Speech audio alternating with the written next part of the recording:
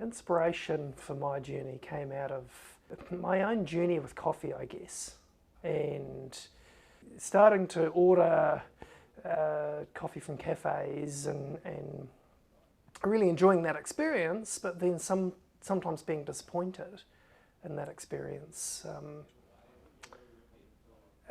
It drew me down this path of wanting to understand why sometimes when I had a coffee it was amazing and sometimes it was just really disappointing. Why do you think it is that nobody else has bothered to get decent metrics on coffee before, but you have? How did that happen?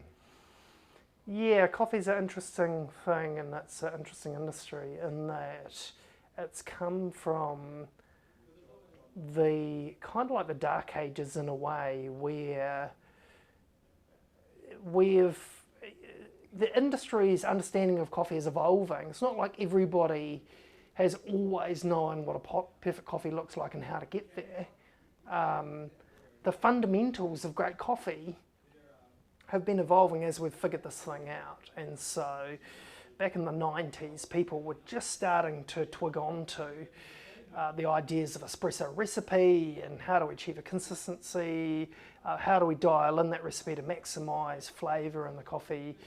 I was fortuitous in the timing, and at the time I was really growing an interest in what coffee was and how do we maximise this. You're exactly right that I'm a maximiser. This movement of understanding and control and consistency in coffee was just really becoming a thing. And so what I was tapping into, just as a person at home, just interested in this topic matter, that the internet brought that to me and said, here's what this is all about. And so I had this natural advantage, not having come through the industry, that I could see things in a different way. I could say, hey, this is what the people at the forefront of this thing are saying, and why would we not be doing it like that? And so I took that and I built on that, and ultimately that led me to starting my own cafe, to say, well, why can't we take this and put it into practice in a commercial setting? Because this is how it should be done. And our customers should be able to expect consistency, and they should be able to expect that every coffee they buy from us is that great coffee, that one that we're hanging out for.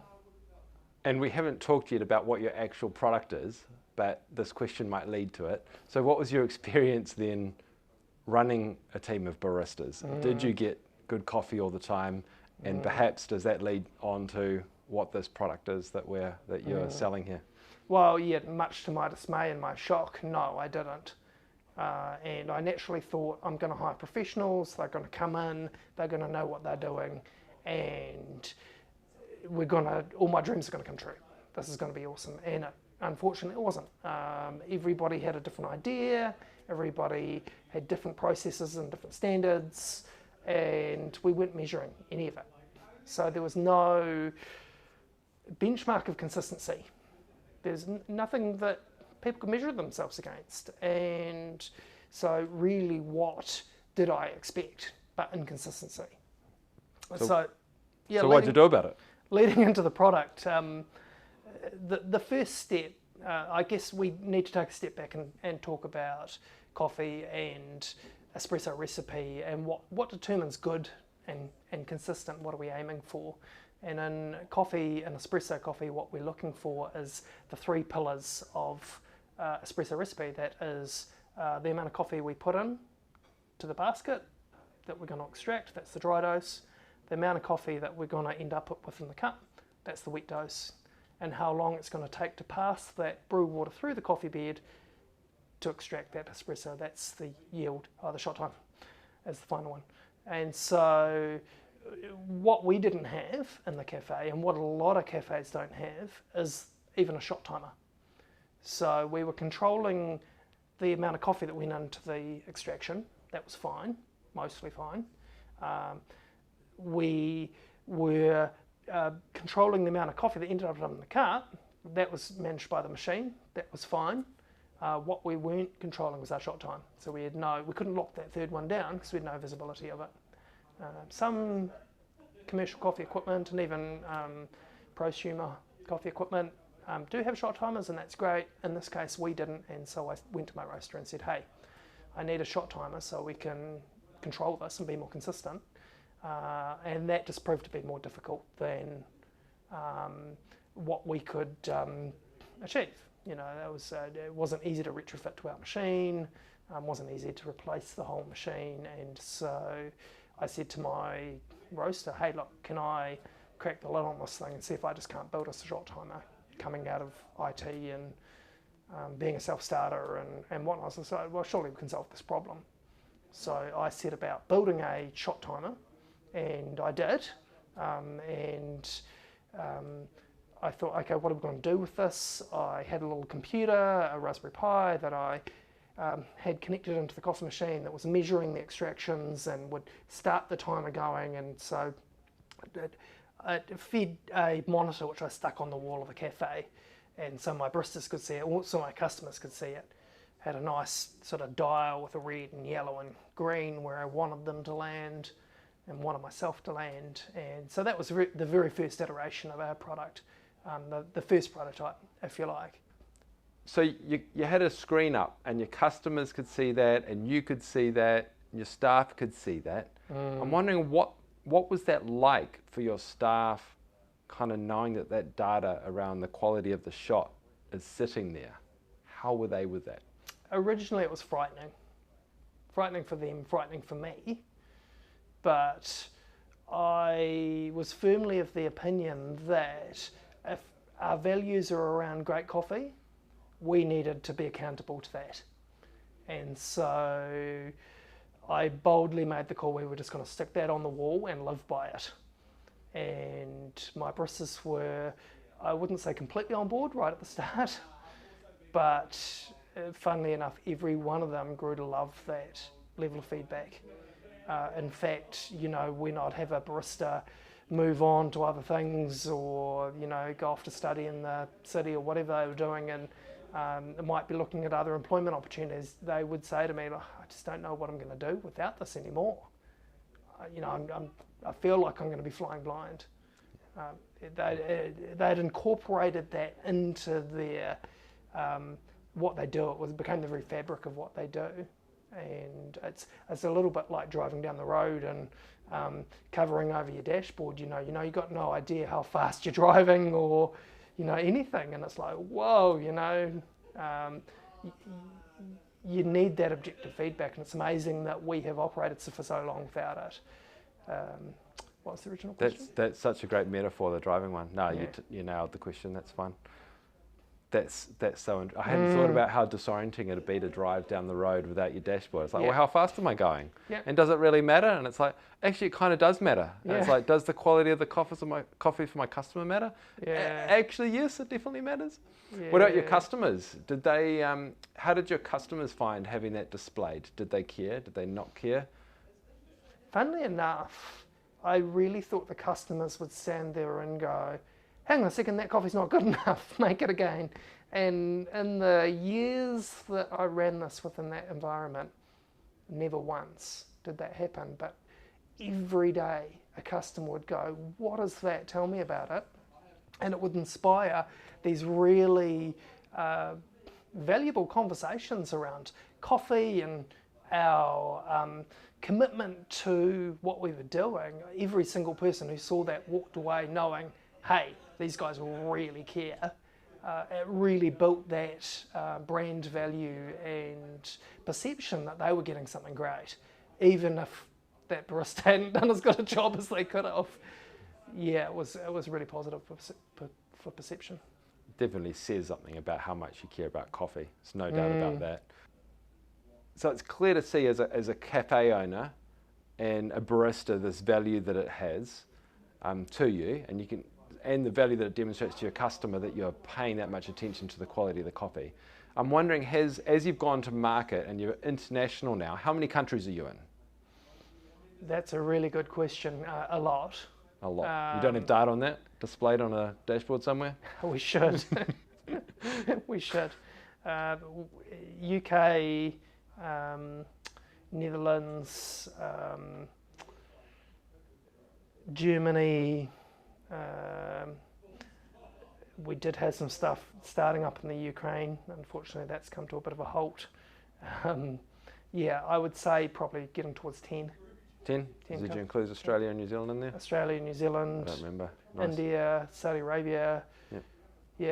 Yeah, quite. Yeah, So it's amazing where it's popping up. So definitely around the world, that's quite a scope. And I know you've travelled to Italy and et cetera as well.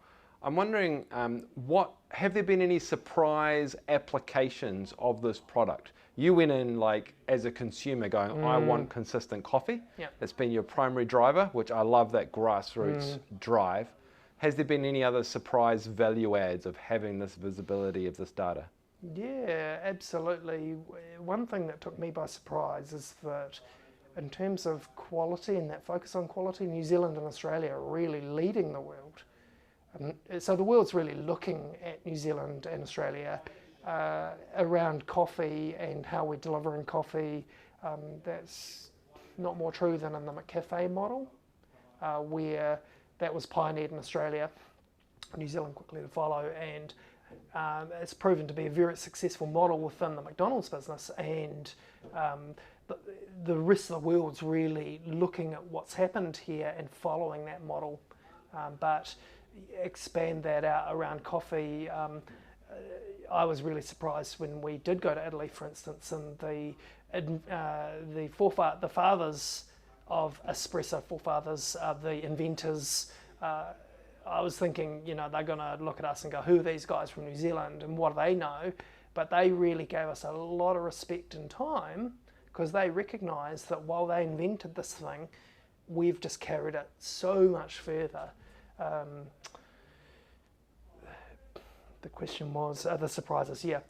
So one thing that's really surprised me is that the rest of the world is not necessarily as progressive around quality than we are. So they're interested in that, but they're much further back on that journey. And so they've got a long way to go there. And so when they look at our product, it can be a little bit like, whoa, that's kind of up here and we're still way down here. But what's really valuable for them is what we can provide around machine, preemptive maintenance, and being able to tell these guys, well, we can tell you exactly how many coffees you've made on every group head of your machine, and when that seal's going to need to be changed, and when your water filter's going to need to be replaced, and when the machine's going to need a service and that kind of stuff. So that's definitely been something that's just surprised. It's got leapfrogged in those markets, but that's good. We've got to meet those customers where they're at, and I have no doubt that as they evolve, the consumer's not getting a less sophisticated palate. That I think New Zealand and Australia are just probably a little bit further down that path than maybe the rest of the world. But you look at a little bit like craft beer, look at where the sales of that have gone, and that's just expanded massively. Well, barista-made coffee is exactly the same. And I think when people think about barista-made coffee, they think about quality and they think about that experience. Nice. Yeah. Would you have any advice to New Zealand innovators and managers of manufacturing companies, advice to them around how they can integrate technology and data into their business? Yeah, it's a really good question, because the thing is, data on its own is not helpful, and people don't respond to data, and data's kind of overwhelming. Actually, there's some people who love spreadsheets and numbers and all that stuff, but most people, you show them a spreadsheet and it's just right over their head, that's not helpful.